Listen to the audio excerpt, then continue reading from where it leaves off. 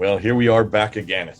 You can see Odon over here, my good friend. He's got his sieve up behind him, and I've got my sifter right here. We're sifting through some more material. We've gone through and looked at the environment from which the Quran had to come out of. Odon was responding to some of the claims that Thomas had made in a previous episodes where he was saying that the Quran is mainly of lectionaries, and Odin saying, no, it's not really lectionaries. It's actually a whole polyglot of many different pieces of literature, some of which are religious, others of which are even secular, and that we have to understand the milieu, and the milieu that existed at that time was not at all ignorance, like the Standard Islamic Narrative says. The Standard Islamic Narrative, it tells us that it is a very ignorant era.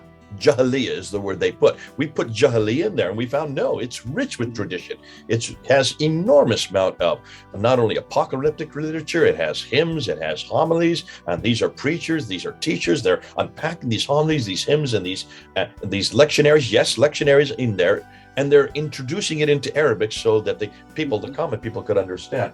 So it's a very rich tradition, but we want to now zero in. I think you're going to look at the word Qur'an itself, and you're going to be looking at this word and unpacking and seeing where it comes from. So over to you, Odon. This will be a whole new segment of what is, as we're finding out, a much different story than what the Standard Islamic Narrative has been telling us. Exactly. Well, hello, Jay. Hello, everyone. So I intend to do a very big sifting operation. I will put the Quran through the sifter, and look especially for the word Quran. What does the word Quran means when we look at it at every occurrence in the Quranic text? And by doing this, we will really get what the Quran is, or what is the Quran. So, what is the word Quran in the Quranic text? It comes from the qra root, kaf, ha, hamza, and it basically means to recite, to read. So when we see Quran, it can mean a recitation, a reading. It could mean a lectionary, which is a reading, a collection of reading taken from scriptures that is made to be used in masses, in worship, for the prayers, and so Quran as an Arabic word could mean lectionary, but basically it is recitation or reading.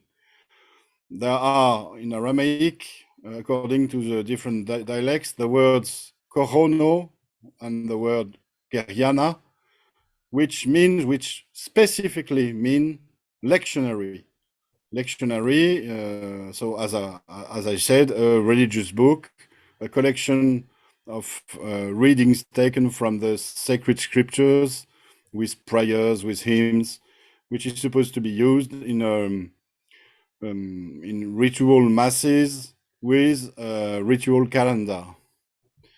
There are 88 occurrences of the qra root in the Quranic text, and I've looked at every one of them, and there are 85 out of those 88 that relate to a Quran or to a recitation. In the three other occurrences, it's about reading or recitation, but without any relation to a Quran.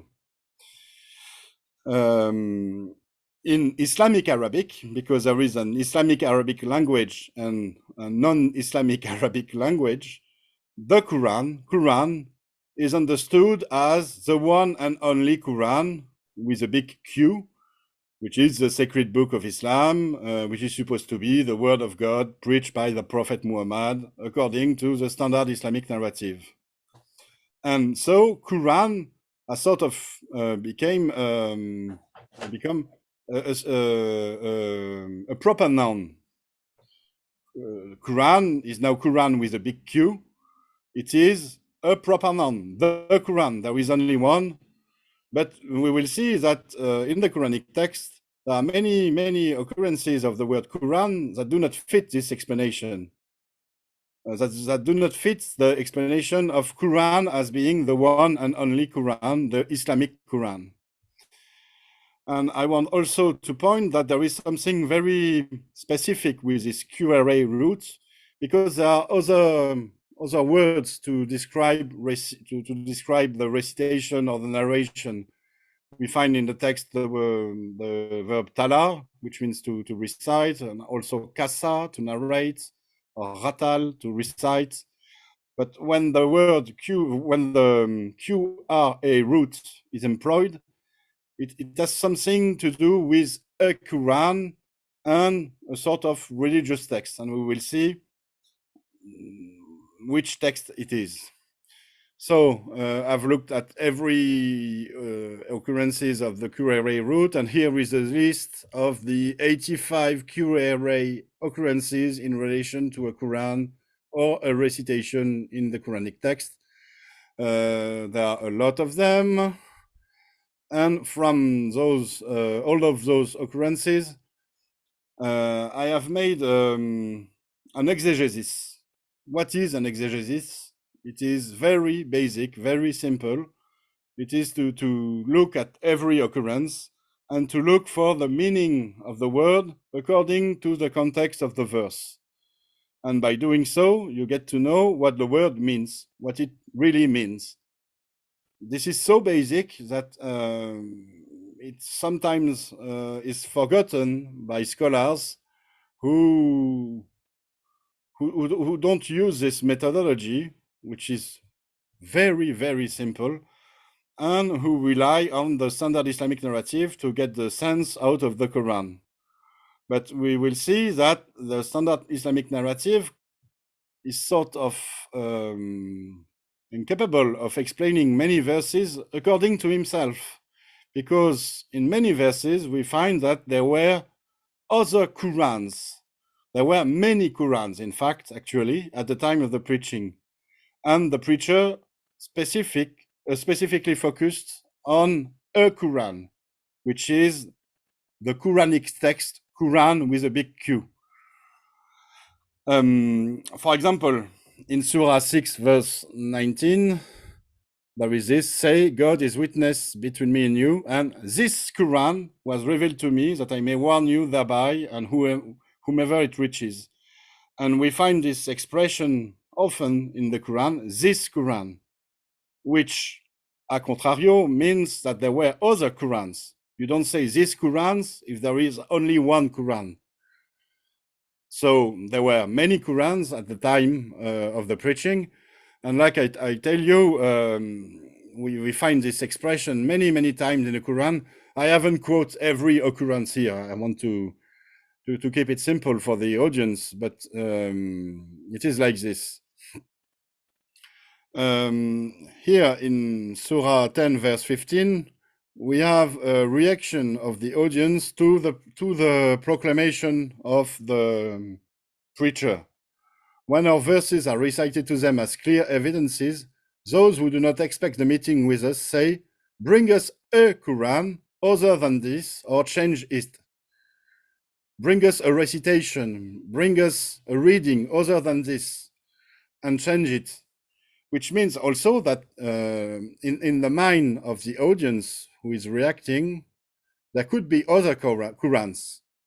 So the Quran is not a unique book, a unique preaching. There were many Qurans.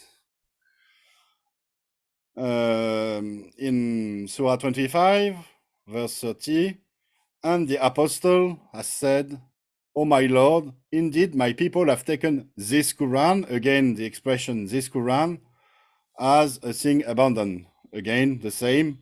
You cannot say this Quran is only one Quran. You have to have several Qurans in order to use the expression this Quran.